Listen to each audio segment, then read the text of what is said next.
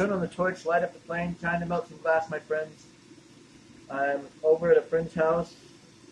I went on a little bit of a trip going all the way to Asheville area, North Carolina. And I am at his torch, the GTT. And going to have fun playing with it. And I've got another torch that I'm going to be showing you in the next couple of days that I'm going to have a lot of fun with. I went and did the budget route and showed you what you can do for about $100.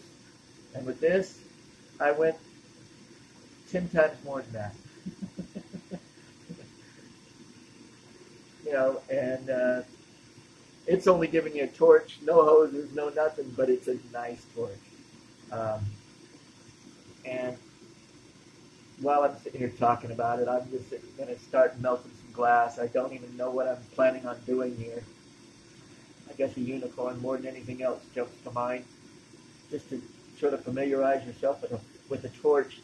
And this one, if I wanted to, it's got an extra outer ring there, and it's just got to make sure that, just like on Adams, you got to keep the candle flames a little away from the actual torch head, so that you're not burning anything out of control. And so with that, man, this thing's giving off some heat. And where I'm at, it's kind of, you can't see the breath. So middle of January, well, actually the end of January, and here in Asheville area, it can get cold, which is a cool thing. Especially we are in the mountains in North Carolina, not the East Coast, next to the Gulf Stream. Anyway, we got ourselves the shark fin shape and the ice cream cone shape for the head. I'm sorry, I'm sitting here chatting about where I'm at. Anyway, I'm going to actually kick that down a little bit. I only need the inner set of flames because of the size that I'm doing. It's not very big, and I just have that chance to play with it. And when you're first starting out on a new thing, it's better to work on something you're familiar with in unfamiliar surroundings. That way you have some ground of control. You're not totally going, oh, I can't do this. Yeah. Yep. Get some smaller shark fins for the tufts of the hair on the back of the unicorn's neck, or the mane. And now we're going to connect the front legs here. And when you're connecting, you always got to make sure that you do that orange to orange glow. That when you put it together, it doesn't look like two pieces of glass stuck together, but one piece of glass extended from the other. Really makes a difference in the long run, and if you've got to learn how to take a little bit of extra time to do it, do it. It's worth it, and you'll have a better product in the long run. Now, here we go. Other side. This one's going to be sort of a straight leg, but it's going to go a little bit down and a little bit forward. That's the way I usually do my horse legs, unicorn legs, dragon legs. One leg is usually up, and one leg is usually down. And the reason I do that is the tripod effect. When the two hind legs come in contact with the ground, instead of having four legs that you got to make one equal than the three others, when you've got three legs, the tripod effect works a whole lot better anyway. And I'll show you what I'm talking about when it's all said and done. There we go. On the back half of this guy. I'm sorry about the angle and what's going on, but considering this is not my studio and my surroundings, best I could do on short notice. I'm excited anyway. This is the first time I've had a chance to really melt glass, and I'd say a good 3 or 4 days. And if you have the glass melting bug, you'll realize that the more frequent you do it, the more addicting it can become. I do tell people that I'm a pyromaniac being creative in my glass. Okay, now the back legs, I usually do feel like that shark fin effect. It curves backwards. And then I go down about, depending upon the size, in this case it's probably about 3/4 of an inch.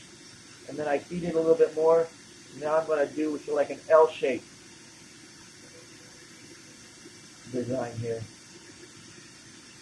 It went backward and then forward. Okay? Now, one more of these and a tail. And I've got a horse. I should have done the unicorn head. But I'm going to pause this. And today, while I was out getting some supplies, I picked up some gold wire. And I'm going to do a little bit of fuming real quick. See how that goes with this torch.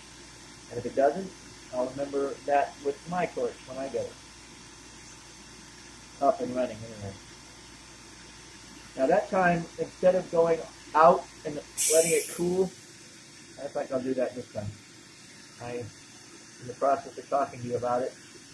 Again, I go out 3/4 of an inch backwards, let it cool a little bit, and then heat it up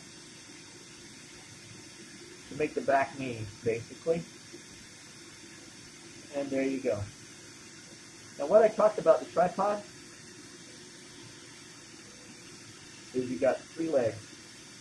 And 3 legs are a lot easier to stand on and less rocky because you don't have to adjust it back and forth all the time. You can just boom, it's there.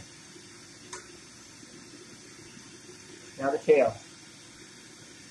I will show you this when it's finished. Actually, I'll pick up the camera and let you see it. So, anyway, here we go. The tail is the fold and pull method that I do. Pull up, fold over, pull up, fold over, until you get enough that you think, and there, for me, that's enough. And I just pull it out and go to the end and pull it off. Now this type of tail that I do does double fold. It's sort of, if you tilt the horse back like this, you will have the tripod on these 2 legs and that back tail. If you tilt the horse forward, you have the tripod effect going on this front leg and these 2 back legs. So it's a win-win situation the way I do that tail. It's a little bit long, but the way I do it, it can, in other words, if you get bored with it standing straight up, you can tilt it back and make it look like it's rearing, which is cool. That's the way I like things. Sometimes you have the capability of changing it. Oh, this is not my bench, therefore I do not know where everything's at. I should have checked for some of the tools that you normally use to make sure that I had it. Actually, you know what? I'm going to leave it on the end of the rod here. And right behind me is the oven that it's going to be going in the long run. But just to keep it warm until I go get what I'm going to be using for the gold fuming stuff. And until then, you're just going to get paused here. Okay. It took me a little bit of time to scrounge around and get what I was looking for. But all said and done, we're going to try to do this. I had fun trying to do this before. Maybe I might. If it doesn't light up real quick, I'm going to have to pause it and get it going afterwards. But I think I got the hang of this thing. I guess I don't. Let's get the outer ring going. I do not like this semi-am.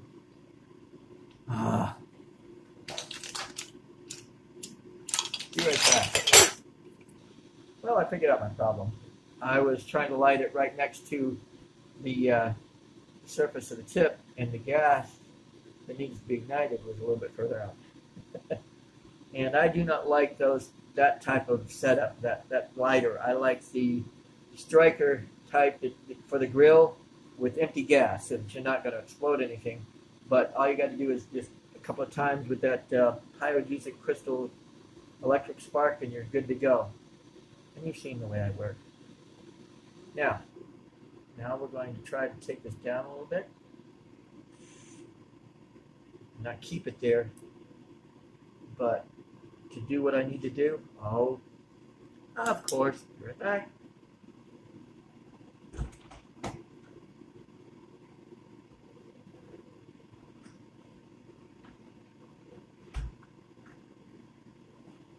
Went in the other room looking for things. Now, what I've got, I went and picked up some gold wire, 22 karat gold wire. And this gold wire was really, really tiny and small. You don't really need a lot. You just need enough. There we go. This thing is still being kept warm and nice. I heated up a piece of Pyrex, and then I nipped off. I mean, you can barely even see it. Probably not even be able to see it. But it's just a little bit of a, on the end of this is got a little, almost a little bit bigger than a grain of sand, piece of gold. And I'm going to see how it fumes onto this horse. Or if it's going to fume at all. Lightly tinting. Lightly tinting. But it's one of those things you just got to kick up. I don't want to do it for long, but to do fuming, you really need almost a single flame to get the color to, out there it go. The right temperature. Once it does, the smoke comes over, and it goes from clear. And you use more oxygen in the flame, you're going to get more of a purple coming out on the piece that you're doing. Let me see if I can flare this out now that the gold has been more or less transferred.